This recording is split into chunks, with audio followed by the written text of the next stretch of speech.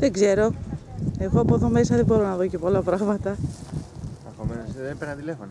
Το ξέρω, το έχω στη τσέπη μου, αλλά επειδή τράβαγα δεν μπορούσα να το σηκώσω. Και εγώ γέλαγα γιατί ενώ πρέπει να λέω λες να τρέχει, λέω να παίρνω τηλέφωνο και φτάνω εδώ γιατί τον έβλεπα μέσα και λέω τα γε.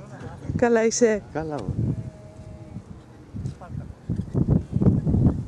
Όταν το βλέπω στο φυσικό μπορώ να ξέρω πότε έκανε λάθος. Αλλά τώρα έτσι δεν βλέπω. Πού είσαι ρε Σταυροσχάνο?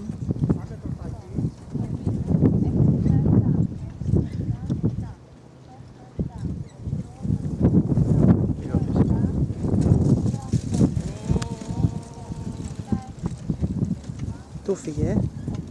Βγήκε καλπασμό. Τώρα τον κύκλο δεν κάνει. Ναι. Ναι, βιάζεται λίγο γι' αυτό. Να πάει λίγο πιο σιγά.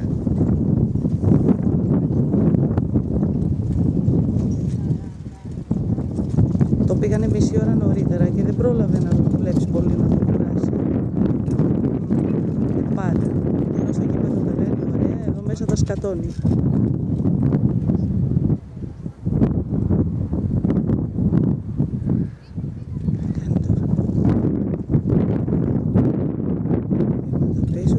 Άμαξα τελείως.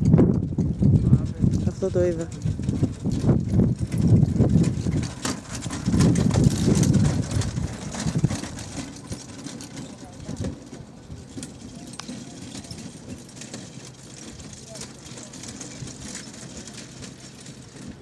Πάλι θέλει.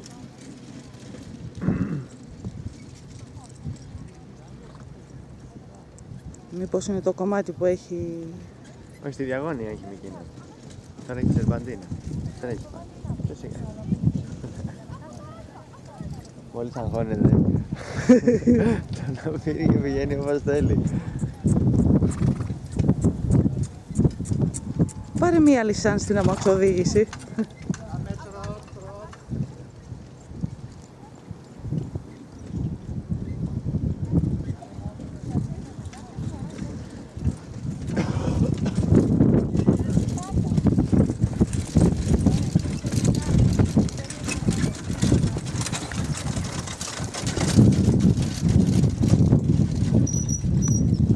Μαμά καλά είναι.